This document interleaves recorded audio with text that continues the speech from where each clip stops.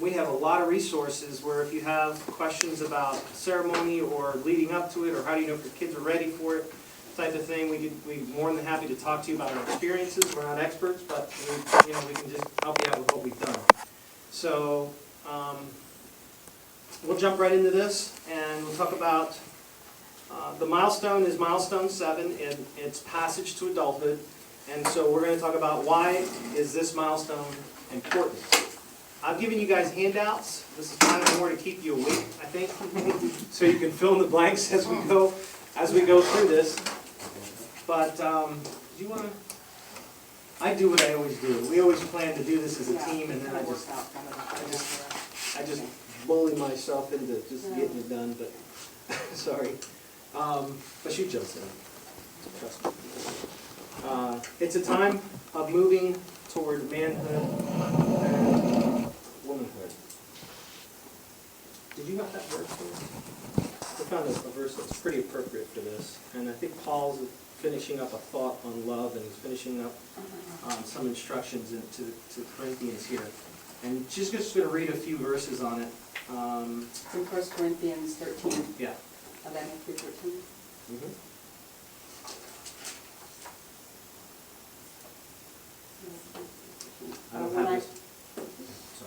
When I was a child, I talked like a child.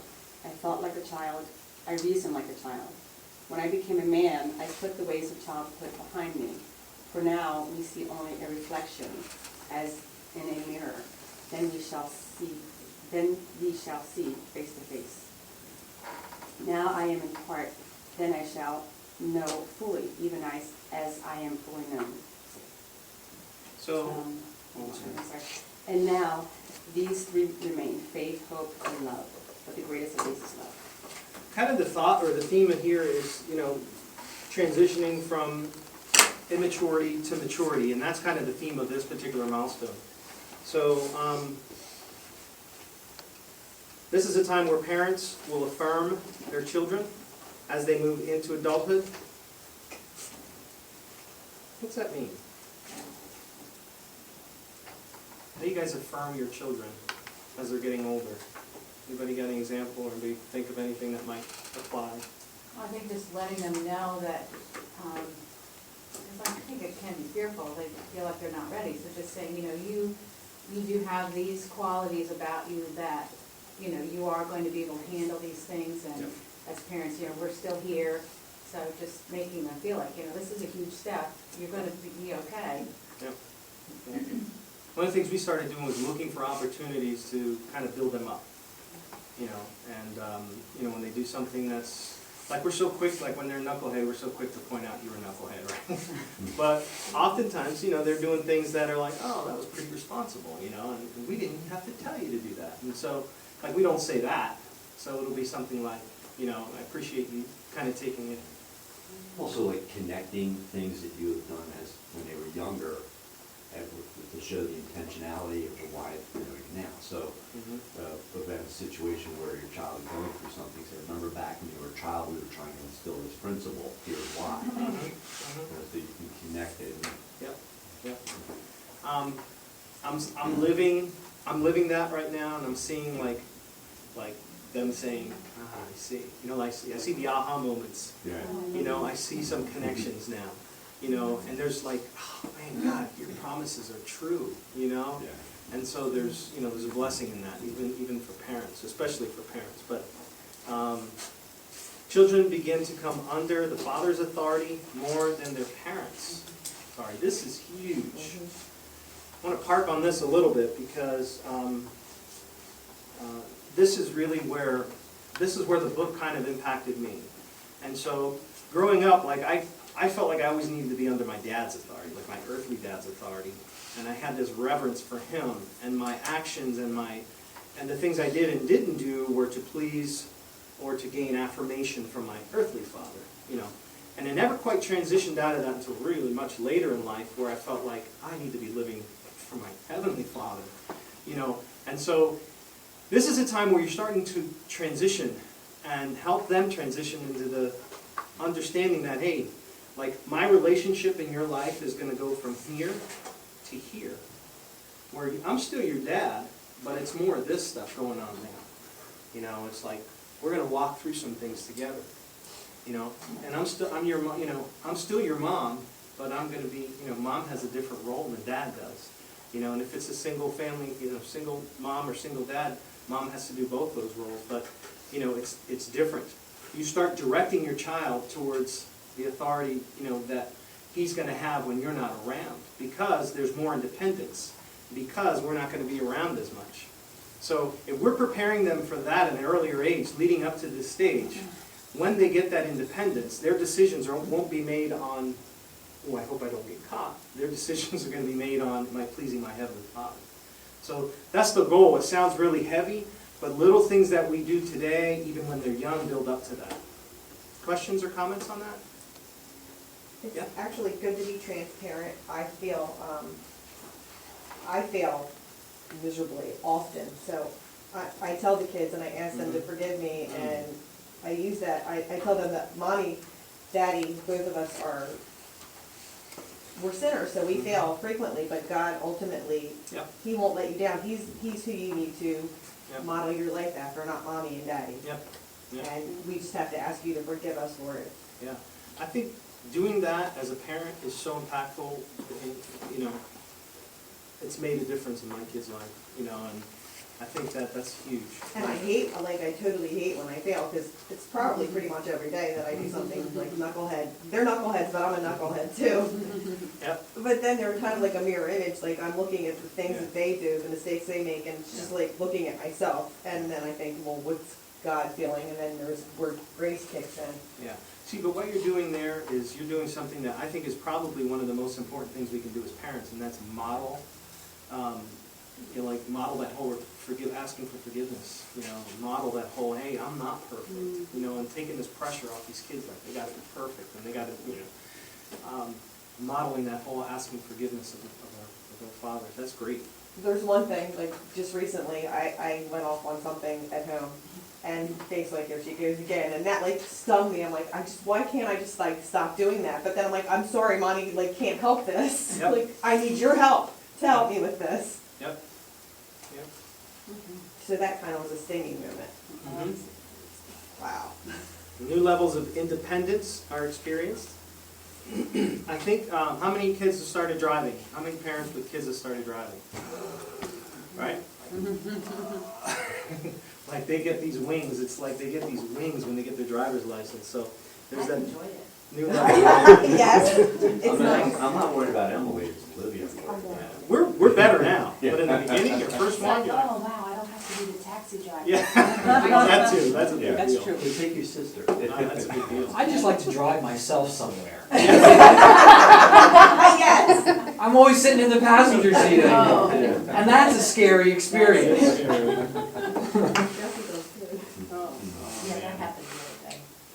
Isn't that fun though, like watching that and being there with your kids as they're experiencing that moment of like independence, you know? Yeah, it's driving fun. my own car, you know, mom's car, dad's car, whoever car it is. It's like an amusement park ride. Yeah, that end of it too. Especially when they don't straighten the wheel out, right? But the only reason I could have been that calm was because my dad was that calm with me when I turned the car around on the park, yeah. So your dad modeled? My dad modeled, he modeled to me what to do, you know, so I knew what to do when the moment came. Awesome.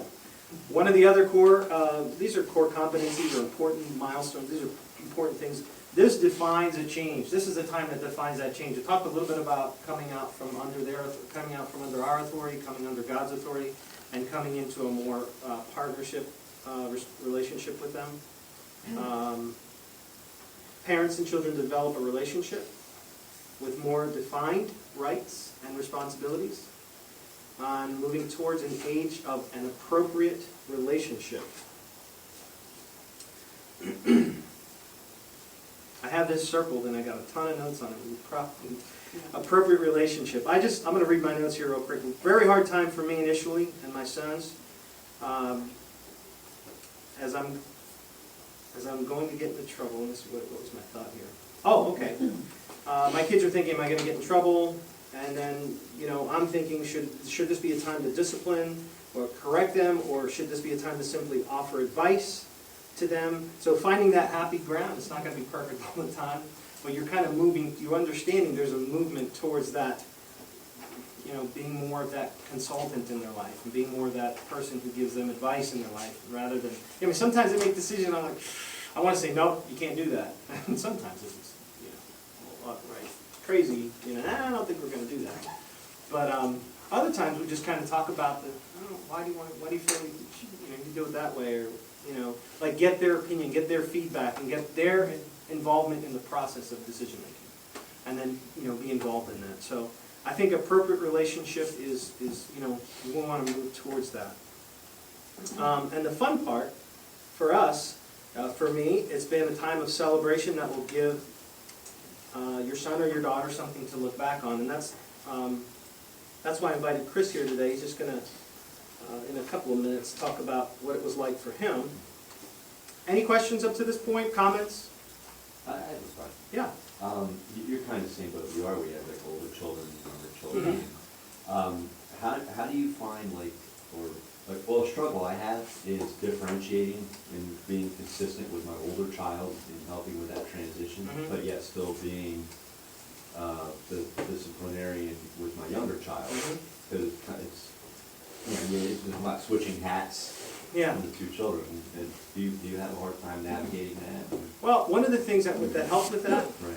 that's a great question, because the older kids can do more than the younger kids can do. And why can he do it and I can't? Is that kind of where you're getting at? Yeah. So what we've done with the older kids is we've clearly defined certain things that there are, you know, they have more dependence, but they still live under our roof. Okay, so there's some clear defined rules that we have in our home. Here's what they are.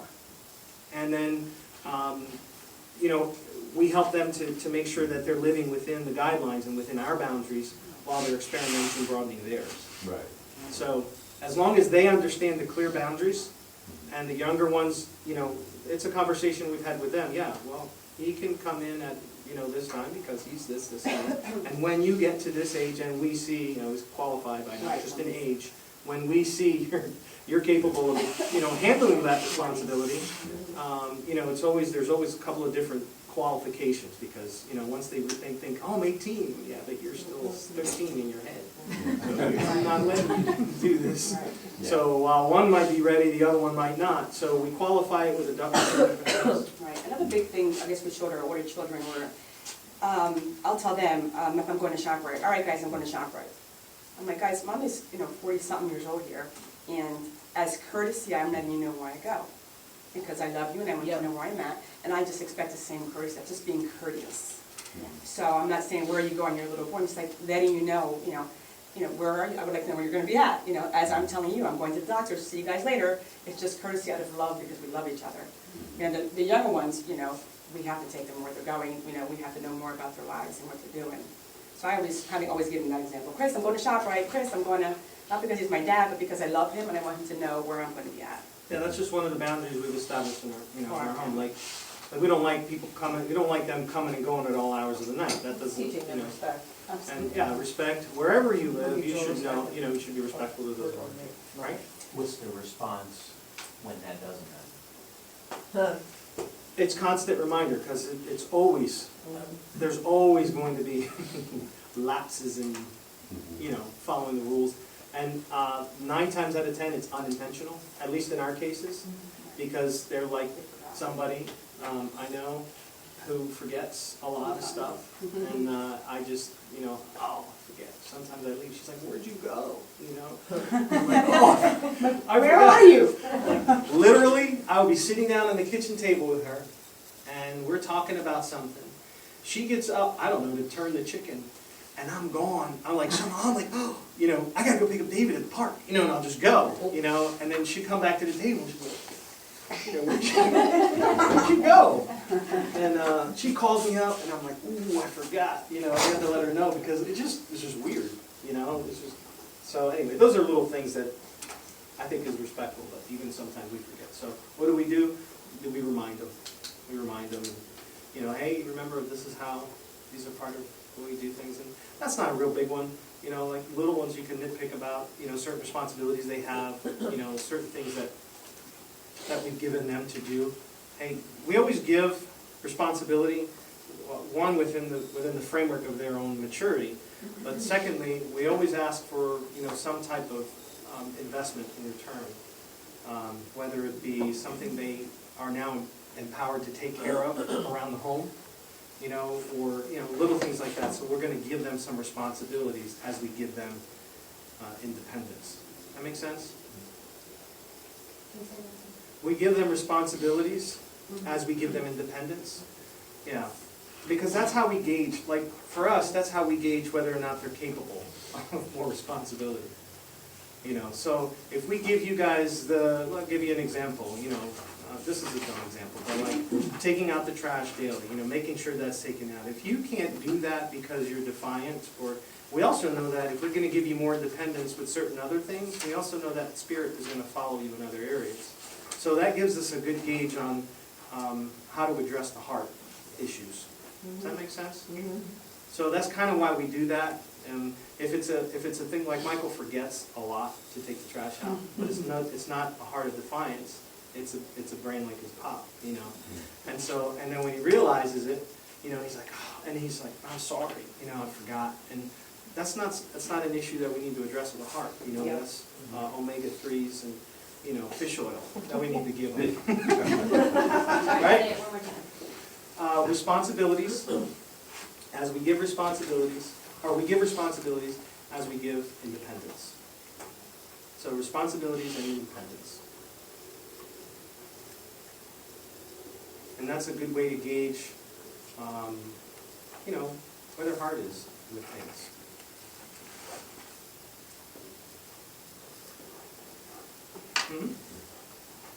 All right. So, small read writing here. So what does passage to adulthood look like? I'm going to read a couple of different types of passage to adulthood for you. Here are some examples of traditional cultural customs.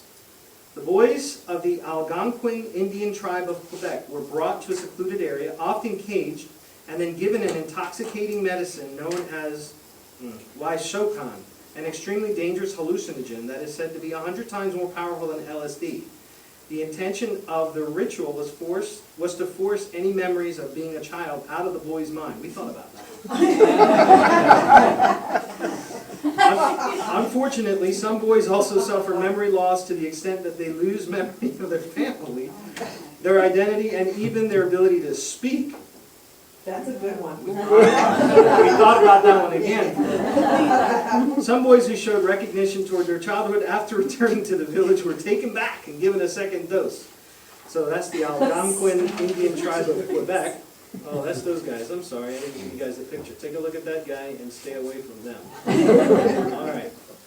This is the I'm probably saying this wrong, but the Satiri Maui tribe. All right.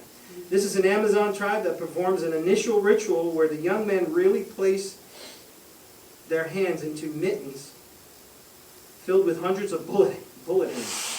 The bite is approximately 20 times more painful than being stung by a wasp. The tribal men will gather the ants and submerge them into a solution that temporarily knocks them out. The ants are woven into the mittens. You can't make this stuff up. I can't. Upon waking up, right? Ants are mad. Yeah, they are ticked. When the ants upon waking up, the men will place their hands in. I don't know who wakes up, the men or the ants. So I guess when the ants wake up, they place their hand. The men place their hands in the mittens and dance for 10 minutes. Can you imagine what that dance looks like? The ant's sting prevents the body from protecting itself from pain. The body begins to convulse. The pain can last for up to 24 hours. The crazy thing is, many men will repeat this ritual many times to prove their manhood. That's the, how do you say it? Satiri Maui? I was just guessing. Yeah. Go with it. All right. And these are the Vanuatu land divers. Check these guys out. I'm going to play that in a second. Both a harvest ritual and a rite of passage amongst the tribes, the specific island of Vanuatu. Land diving is now a tourist phenomenon. The men who live on the Pentecost Island in Vanuatu climb a rickety 98-foot tall meter. Think about this now. Scraps of wood. and then they tie vines around their ankles, and they dive to the ground, falling at speeds of around 45 miles an hour. When the dive goes correct, the person gets close enough to touch his shoulders or his head to the earth. However, unlike bungee jumping, these vines aren't elastic. And miscalculation in vine length could lead to broken legs, cracked skull, or even death. Oh my goodness. Both boys have been circumcised by age 7 or, boys once they've been circumcised by the age of 7 or 8 begin participating. So this is like an ongoing thing. So if you survive this and you're not paralyzed or dead, I guess you're a man. Though they usually are permitted to jump from a shorter tower, okay, that makes sense. As boys make his first dive. His mother holds an item representing his childhood. When he jumps, she throws the item away. Divers also refrain from sex the day before the jump. Legend says it will cause the jump to go badly. I guess so. Sorry, So we're not so bad after all. All right, so your options are A, B, or C. Okay? Go with drugs. We'll go. Hallucinogen. All right, so what are some of our traditional customs? So let's just throw some of the traditional customs out of here. We got some Latinas and Latinos in here. What are some things that our culture does to celebrate a passing of age or passing into age? Well, we can look for the females, like quinceañera. Quinceañera, right? Which is that like Sweet 16? Sweet 16. Yeah, for us. What else? Do we do anything with those? I don't know. Would a bar mitzvah be something like that? That's Jewish, bar, Jewish, bat right? mitzvahs. Yeah, that's a modern day cultural thing. All right. What else? Let me see. I got him Sweet 16, bar mitzvahs. Actually, that's interesting, because I read something about bar mitzvahs. And it used to be, when they were started, I think it happened to like age 12. Prior to that time, the sins of the child were really, on the parents. But when they did the bar bat mitzvah, then their sins became their own. Oh, here we go. That's interesting. I thought it was kind of interesting. I didn't know that about that. Isn't that interesting? Maybe the sins of your parents, and then sins become your own. Mhm. It's kind of. And that kind of goes along with living to please your parents and then living to please God. It's a transition from Yeah. the parents being an authority to the Yeah. ones that we look to. Yeah. It's interesting just to be aware. A few days ago, I read in the Mormon religion, a child is considered innocent until the age of 7. So prior to 7 years old, they can do like anything pretty much, and they are not held accountable as a sinful person. But so yeah, pretty significant. Yeah. Pretty significant. Interesting.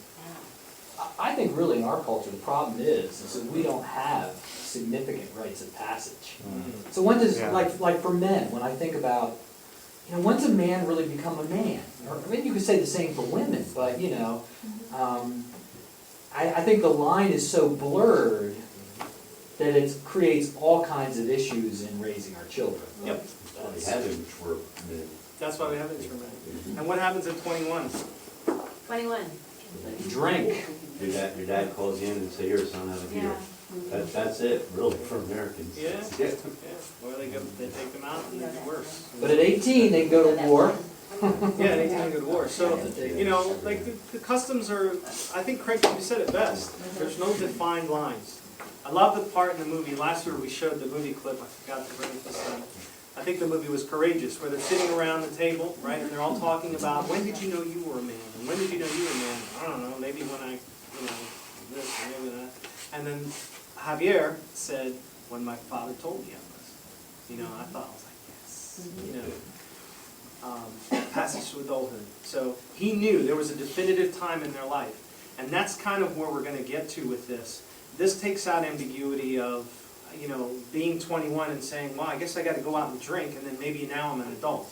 Maybe now that makes me this, or I got to go out and get a boyfriend, or get a girlfriend, or get married, or do things. I don't want it to be related to an event that the world says is the thing to do. So we want it to be a God-centered alternative. So And one of the examples, I'll talk about what we did with Christian, is this book called Raising a Modern Day Knight.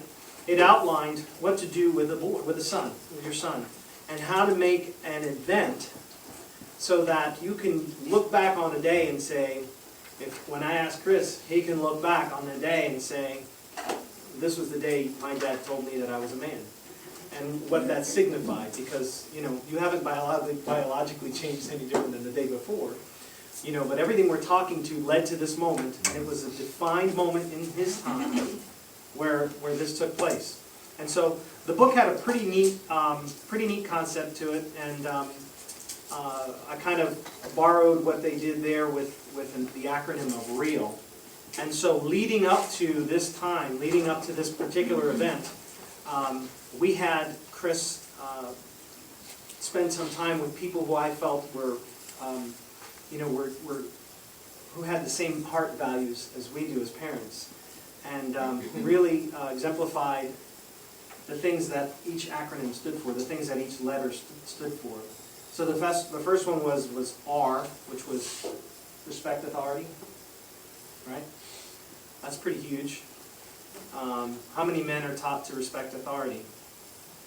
And how many people recognize the fact that when you do, you're understanding what it means to be an adult? The E stood for expecting a greater reward. And as Christians, we're taught, like the Bible teaches us, to expect a greater reward, living your life for God. There are rewards that are much greater than any earthly things that we could ever imagine. So expect a greater reward. And the A stood for accepting responsibility. Chris, make sure I get these all right, it's been a while. And then the L stood for leading courageously. So I thought those were 4 principles that were, I think, for a young man, crucial. I think for a young woman, crucial. Understanding the roles that a man plays. Now maybe the acronyms can be a little bit different for women, but in this particular case, we had somebody take him out, either for breakfast or for lunch, spend some quality time with just Christian. It was just him and Christian. And one of them talked about respecting authority and what that meant. One of them talked about expecting a greater reward and what that meant from a biblical perspective. Another man talked about accepting responsibility. So these were men, and then leading courageously. These were men that I trusted. These were men who understood the concepts and were living it, and now speaking into his life. So, this is kind of what we did leading up to that definitive date of a ceremony, definitive time of that passage and the rite of passage. So, I invited Christian in just to, we wanted to interview him a little bit. So, come on here, Mom's going to interview you, and you can. You have questions there, babe? So did he start when you put his hand in? Yeah, tell him about the answer. Tell him about, what are Bungee they? jumping with no bungee? Mine was actually a little bit worse. You see, the ceremony took place in the woods, so when I found the ants and I stuck my hands in there for 10 minutes, I had to come back and then walk across hot coals. Then, After you broke your hand. He broke it. All right, Christian, one of the questions we had for Christian was, would you consider this an important event in your life, and why? yeah, absolutely. I would consider it an important event because it just helped me to learn what it is to be a real man, and they were real men that spoke into my life and just helped me look at what that means, like, realistically. And the biggest part of that was, well, for me, that men don't have to have it all together, because we don't. And we mess up every day just like the rest of us. I think a key point is, what do we do when we mess up? Like, do we blame others? Or, like, do we go to God? And, like, that's what the whole ceremony was. Like, it was from, yeah, I'm still under my parents' authority, I still live under their roof and whatever, and I have to respect their boundaries and the rules. But now, what happens when I'm out of there? What happens when I go and hang out with my friends? That ceremony let me know, like, all right, Mom, you know, you can do all that, you're a man now, you can go out and, you know, do what you want to do, but now you're under God's authority. And, you know, I'm not going to go out and get into some trouble and with the hope that I don't get caught, you know? Because if I do, I already did get caught. You know? And we all, you know, we're all gonna be on that roller coaster ride, understanding, I think the key thing you said was understanding the blame game and not blaming others. And I love that part because you know, so many times our youth, you know, they're programmed to say, well, it was because of him or her, or it was because of this. And like that whole, the A part of that, accepting responsibility was, you know, I love to see that in them. I love to see that. That was, what was the highlight? Oh, I'm sorry. You're supposed to read the questions, babe. I was Go. gonna do it. What was the highlight of the night and why? It wasn't the ants. You did not do ants. No, they just made me go into the woods and kill something. But the highlight of the night was they did a very literal representation of me walking into manhood, where they separated the boys from the men of the group that were there, and I stood on the boys' side, and my dad asked me to come on over to the man's side, but to realize and understand like what that means, you know. It's not just like a walk over there and now I'm a man. It's like a walk over there knowing I'm accepting responsibility, knowing that I'm under you know, God's authority now. And that's how I gotta live my life. I gotta lead courageously in whatever I do, wherever I'm with. And just like taking all that in and that very literal representation of just going over there and then, yeah, this is what I gotta do. So just to give you a setting of what we did, to backtrack, give you a setting. So we just went to a campground, and we got a nice little secluded area with a campfire, and I invited some of the men who were influential in helping me raise my son, because I think friends are part of that process. The right friends are part of that process. Some of my family members, and then some of his friends. And it was nighttime, we had the fire going, it was great, we had a lot of food, we had, everybody was just having a good time. And that's the point where, it was just a literal separation, and then that little acceptance. The men stood on one side, the boys in the acceptance, and then each one of the men who walked through that particular moment or that particular thing with Christian, talked about that, said that. So that was kind of what it looked like. So what age? I mean, did you do this at a particular age, a particular time in Christian's life? I mean, what was the trigger for this event? That's a great question, because I was looking for the age in the book. It's 18 and 3 months and 2 days. I think what we did was, throughout the process of giving that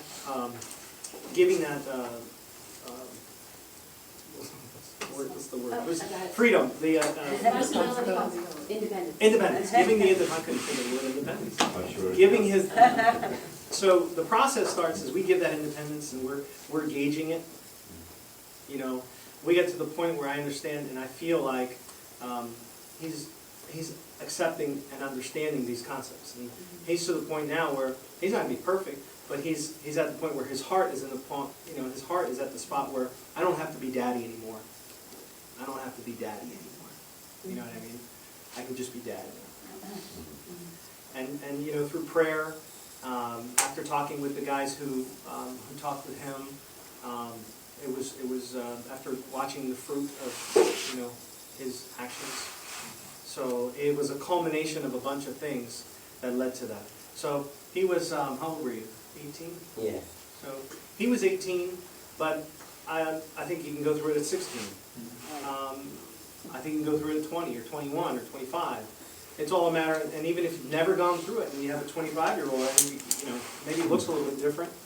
Maybe it's phrased a little bit different, but understanding there's something happens when I put my arm around him and I say, hey, you're a peer in that aspect. There's something happens to the relationship. It changes. And I think if we never did this till we were 25, till he was 25, I think if I did this when he was 25 and I still put my arm around him and expressed, you know, that understanding in our relationship, I think it would still be impactful. Does that answer your question? Yeah? Finally, the last question is, would you do this with your own children? Yeah, absolutely. Like my parents were saying, I'll be looking for, you know, the right time to do that. And, I don't know, I was just thinking a little bit as you were saying something about like sinning and how we deal with that, with your children and everything. I think that's key there in developing that process for the kids, because when we're young, we're sponges, you know. We're watching you guys, and like everything that you do, like we're paying attention. And when and we see when you guys like mess up or whatever. Unfortunately. And and you were such a good observer. I have to work good observer. No, nothing. Well, being a man is, because the first couple of years, I won't get into all the background, but all of my children are just now being set with boundaries and rules. So getting a late start on the whole parenting thing, how do I guide him myself on, you know, this is what within the realm of God and Jesus, like with your son, what your son said, teaching him that is what a real man is. It's not the tough guy. There's not a short answer for that. I think process is the word that comes into my mind, and knowing that parenting is a process. And in your case, it's going to be a little bit harder of a process. You're a single mom who has different values for her son than what his dad is modeling for him. So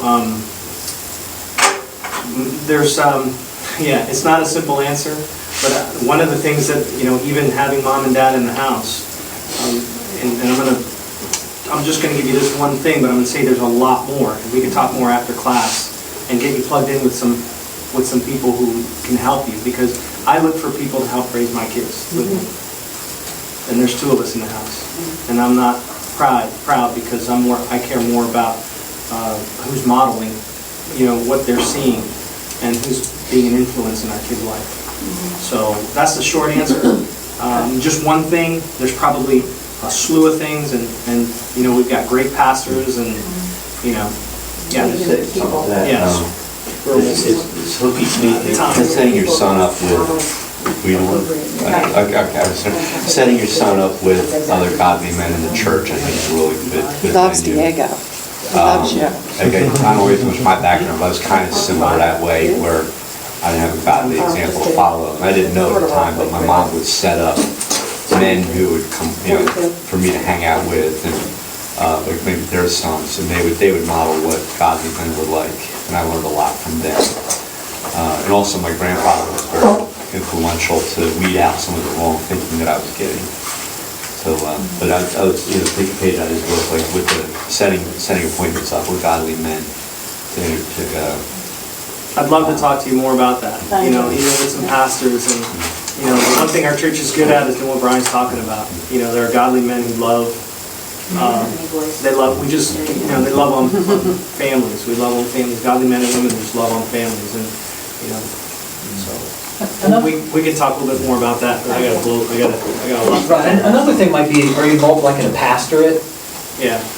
Those are Not yet, no. You might want to think about that, because there you have men and they'll be in close contact, so just a thought, another good way to plug in.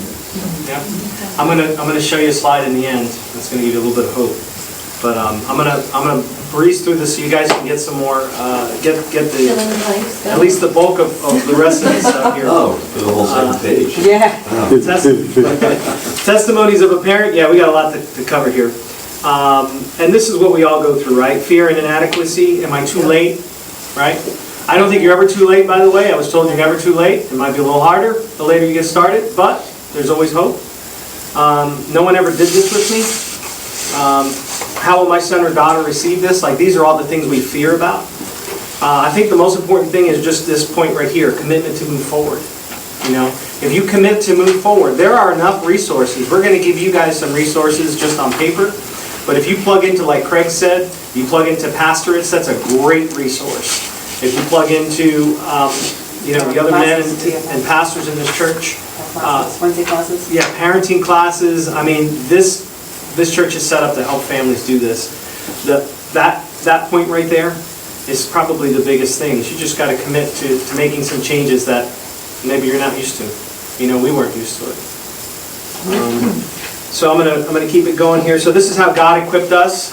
We're still in this process. Like by no means are we even close to arriving.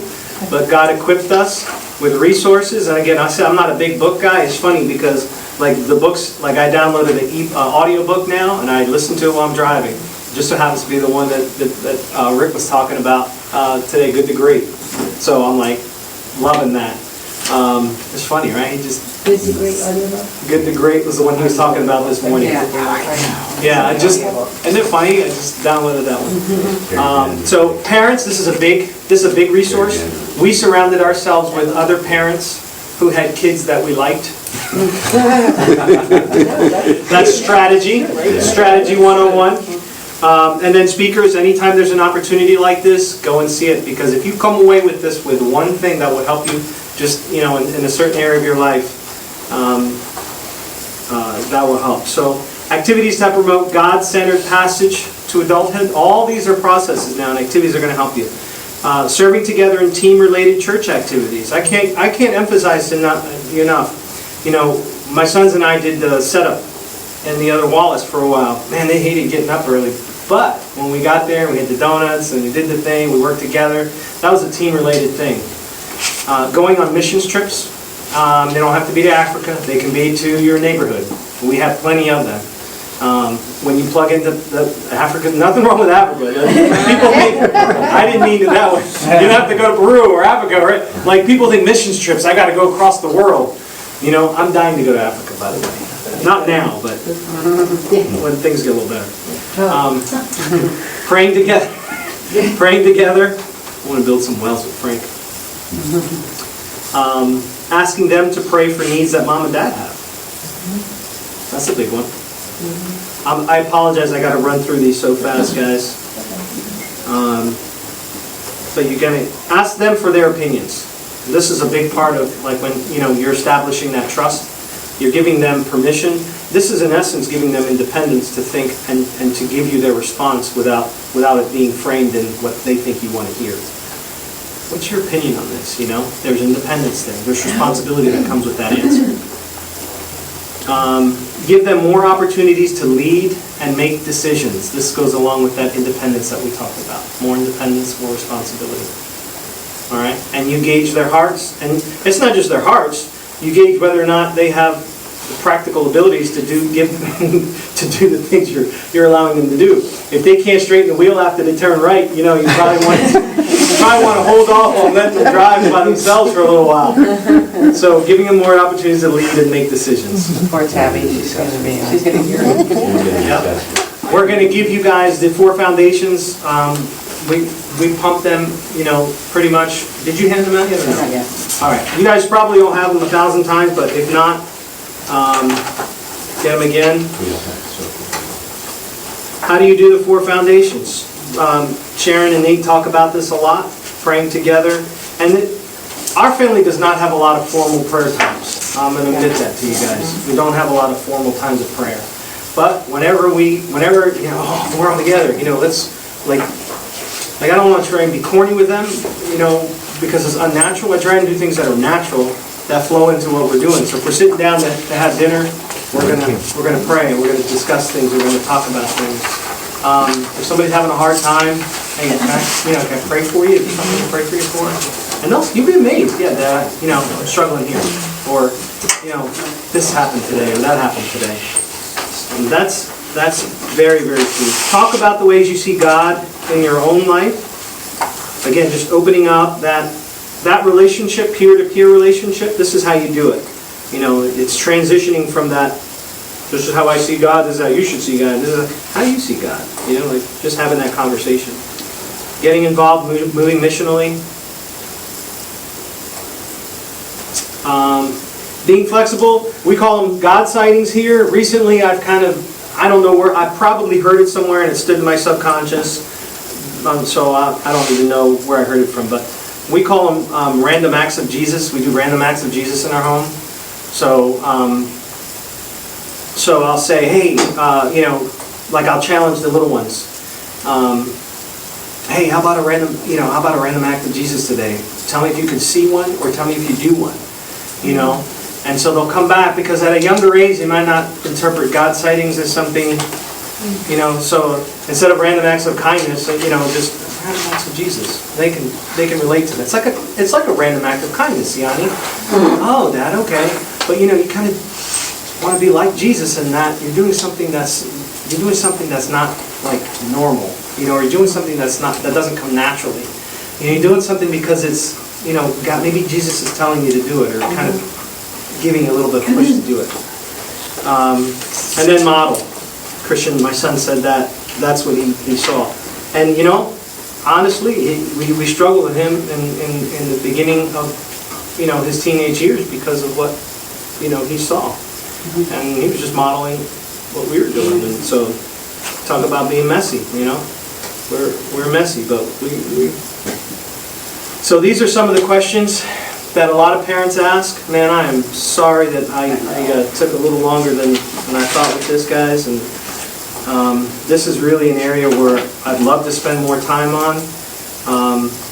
So I'll give you guys a few minutes just to write these down, and you know, grab somebody and just say, hey, you know, I'm struggling with this area here. You know, like I got a broken relationship, or hey, my past testimony has not been consistent. Well, whose has? Right? You know, I just sat here and tell you my kid modeled what he did, you know, with me. Right, and with Christian and Michael, if I can briefly say, we had a struggle with them in youth group. They didn't want to go to youth group. And we would try to have them plugged in as much as we could. And Eddie and I decided for our family, this is the way it works. Michael had the responsibility to take out the trash, Christian had to do recyclables. And it wasn't an option. It wasn't like, if you would like to take out the trash, I would appreciate it. Here are the rules. Here are the boundaries of the home. Tuesdays you take out the trash, Wednesdays you take out recyclables. It was not an option. And then I thought to myself, I didn't give them an option about taking the trash out, but I'm going to give them an option about going to church or youth group. It didn't even sit right with me. The option of going to youth group disappeared. It was, as you go to school, you're going to go to youth group, you're going to take out the trash. There were certain things that we just didn't allow at the younger ages for them to decide. It was, this is what it's going to look like for us, for people who live here with us. And so the option was not taken out. You take out the trash, you're going to school, you're going to youth group on Tuesdays or Wednesdays. And that's how our family's going to work. And that's how we instilled that. And we were, you know, we had resistance, but it came to a point where they were like, Mom, it's Tuesday, we got to go, youth group's coming. You know, and I never thought I'd see that day, and it came quickly. And now they ended up being leaders and beyond what I didn't even. I know, they're perfect kids. Yeah. This next slide is gonna help you with, really help us all with this whole thing we call parenting and this process of moving into adulthood. And I hope you guys pull us aside and ask us any questions, or even the pastors, because I know we covered a lot in the end really fast. But a wise philosopher said this. Said, the Holy Spirit may give us, by grace, gifts so that we may partner with Him in what He is doing. Isn't that great? Awesome. You thought of that? Huh? That's your quote? No, this is a wise philosopher. This was my notes one day. Do you remember who that philosopher was? I take notes when I meet with people. Oh. And I take notes. Okay? And sometimes God I have a bad memory. It was good though, right? Diego's like, man, that is good. Who said that? But you know what happens when you speak to people and when you're seeking like God's will, especially for your children? Like He promises things. He promises, like, you know, if you raise them in the way you set your mind to raise them in the way they should be. The verse says, when they get old, they won't depart from it, right? So like that's a promise, you know. There's a conjunction in there, right? That's and. Teachers, is that a conjunction? And but nor. Right, and but nor. So it's if you and, you know, do this and this will happen. You know, it's a promise. It's a direct correlation to this. So in that process, God's going to equip us to do those things. It's an awesome, awesome thing. So what happens, I was getting to the point, what happens, and I was teasing about wise philosopher, but God speaks through people, and lots of them don't even know what we say, because God, I believe God says things through people, because you need to hear them. And I've shared this with, since that day we met, I've shared this probably with, I don't know, 3 or 4 people, because it's, it was just that profound to me. So by grace, He gives us gifts so that we may partner with Him in what He is doing. And I underlined He because He is doing that in our children. We can't change them. There's nothing we can do to change them. He's got a plan for them. We got to be partners with Christ in that plan. So keep that in mind, and keep in mind that He's going to equip you. So that means there's a promise of being equipped. He's going to give you the resources that you need. Okay? So when we sit down at the lunch table to eat, there's a resource there. All right, we got to pick up the fork and eat it. There's resources in this church to help each and every one of us go through, what we're going through, because that's what this church is designed to do. You're in a great, great place. So that being said, this is what I had hoped would happen, that you guys would be energized by realizing that you are divinely appointed and you are qualified to do the work of God. And to walk your children through this time and other times of their lives. We'll know that there are people and resources available to you, and I hope that you guys leave motivated and equipped to walk your children through this process, through this passage to adulthood. You guys have all of these resources here. There's a lot of books to read. There's so many things. Please talk to us. Talk to people around you. That's how it starts. Thank you guys for coming. I just want to pray, if I could, real quick for you guys. Thank you, Father, for these parents. Thank you for their heart, Lord, for their children. Thank you for a heart, God, that's seeking to do different things and to make changes, Lord, and to raise modern-day knights and to raise families that love you. So bless them as they go into the world, Lord. Bless their children and protect them from the enemy's influence who wants to keep them away from you and create that separation. And I just pray this on these parents in Jesus' name. Amen. Thank you. Thank you, guys.